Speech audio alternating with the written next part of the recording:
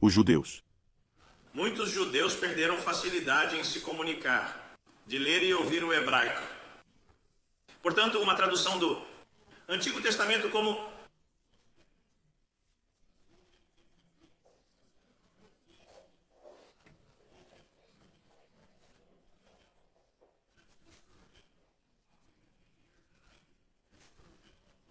que agora chamamos de foi usada pelos judeus. Judeus e prosélitos, que possuíam cópias da Bíblia, tinha a tradução grega para ler. Ela era usada para memorização e ensino. Essa versão, a Bíblia usada pela igreja naquela época era a Septuaginta grega. Então, nessa tradução para o grego, o que aconteceu com os salmos? Bem, o livro de louvores em Hebreus é agora chamado de Salmos ou o Saltério. Contém 3 palavras e apenas 3 palavras. Este versículo agora é uma canção. Salmos, do grego psalmos, hinos do grego himnos e canções. Ora, o que aconteceu quando o evangelho se espalhou de Jerusalém para a Judéia, Samaria e outros lugares? Os apóstolos, como lemos especialmente no livro de Atos, foram primeiro à sinagoga. E lá Deus chamou o seu povo eleito do meio deles, que eram judeus e prosélitos, que se tornaram o núcleo da igreja do Novo Testamento. Outros também se juntaram a eles, e sua Bíblia era a Septuaginta, e ninguém, até onde eu sei, debate isso. Agora vamos aos textos-chave desse debate. Efésios 5, versículo 19, e Colossenses 3, versículo 16. Pelo menos eu diria que neste estágio eles serão o texto-chave. Falando a vós mesmos em salmos, hinos e cânticos espirituais, cantando e fazendo melodia em seu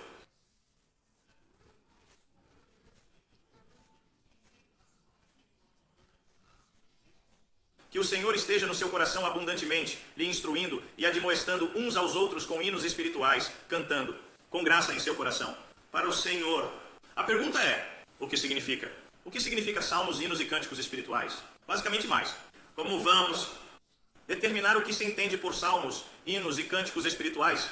Será que por um lado temos nossa própria visão preconcebida do que essas palavras significam atualmente no século XXI? Ou deixamos que o contexto histórico e bíblico determine o que Paulo quis dizer? E o que os Efésios e os Colossenses entenderiam que esses termos significam? Vamos ver primeiro o Salmo. Quase todos acreditam que os salmos bíblicos possuem significado, inclusive intérpretes de hinos. Os ministros presbiterianos John Douglas e John Greer também confirmaram isso recentemente.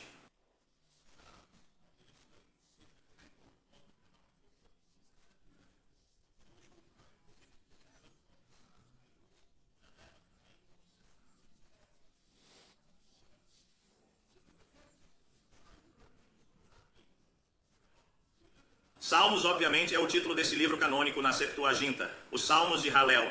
É que Cristo cantou após a ceia do Senhor. Vimos que eles são chamados de hinos, Mateus 26 e Marcos 14. E em Hebreus capítulo 2, Jesus Cristo diz: anunciarei o teu nome, que é o nome de Deus, a meus irmãos no meio da igreja. Igreja no Antigo Testamento. Cantarei louvores a ti.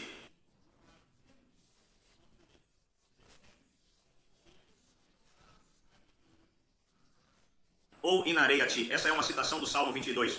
O que dizer também da tradução Septuaginta dos Salmos?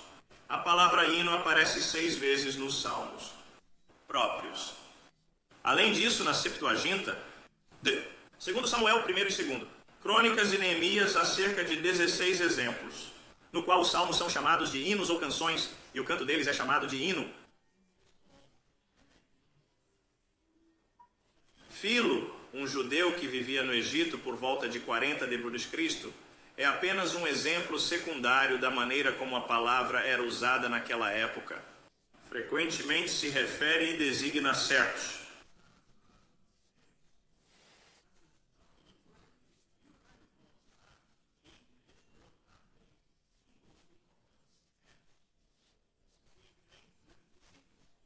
Salmos como hinos, essa é sua palavra usual. Você e eu os chamaríamos de salmos. E ele era judeu nos últimos 2/3 do primeiro século d.C. Passamos para as canções. A palavra cântico aparece em 36 títulos dos Salmos e 9 vezes nos próprios Salmos. O adjetivo espiritual é usado com cânticos, que na Bíblia significa do Espírito Santo. Espiritual na Bíblia significa muito mais do que religioso.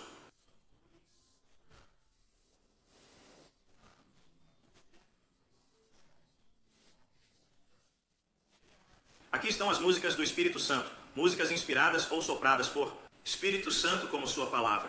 Hebreus 3, versículo 7. Como o Espírito Santo diz: se ouvirdes a sua voz, não endureçais os vossos corações. Citação do Salmo 95. B.B. Warfield, nesta citação clássica, explica a palavra espiritual na Bíblia. Das 25 ocorrências em que a palavra espiritual ou do Espírito Santo aparece no Novo Testamento, em nenhum caso ela desce tão baixo em sua referência como o espírito humano. E em 24 deles, espiritual é derivado do termo Espírito Santo. No sentido de pertencer ao Espírito Santo ou ser determinado por ele, o uso do Novo Testamento é uniforme, com a única exceção de Efésios 6, versículo 12, onde parece se referir à inteligência superior, embora sobre-humana. Angiosmaus.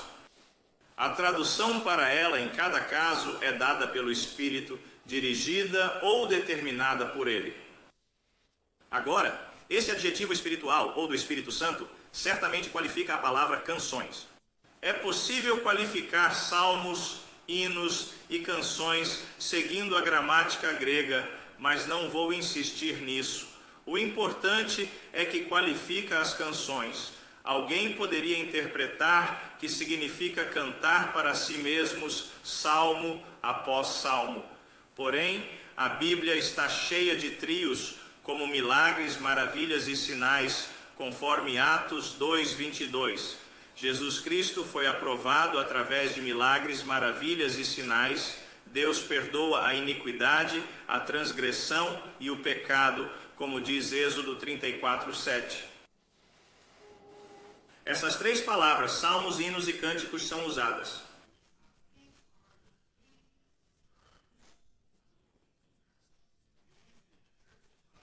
Essas são as três palavras para os salmos com inspirações para serem cantados. Agora, há várias contribuições também nos títulos do Saltério da Septuaginta: iniquidade e pecado. 12 vezes nos é dito que uma das odes é um salmo e uma canção. 2 das frases usadas aqui. 2 vezes é chamado de salmo e hino. No Salmo 75, chamado de Salmo 76 na Septuaginta, ele é chamado de salmo, hino e canção. As três palavras usadas em Efésios 5 e Colossenses 3.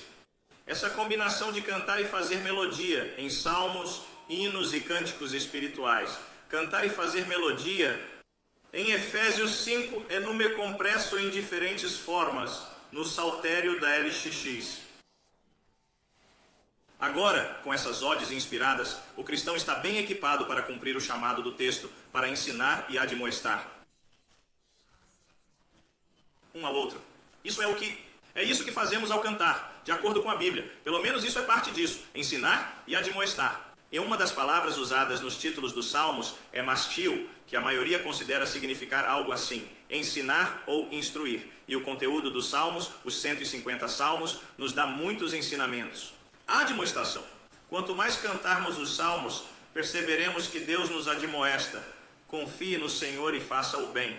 Salmo 37:3. Alegre-se no Senhor, entregue seu caminho a Ele, confie nele e descanse, espere pacientemente, não se angustie, controle a raiva e abandone o furor. Esses são versículos do Salmo 37. Estamos aqui para ensinar e aconselhar. Infalíveis. Salmos, você deseja ensinar e admoestar em sua igreja, com hinos, que por si só podem errar e cometeram erros. Colossenses 3 também fala sobre a palavra de Cristo. Os salmos são inequivocamente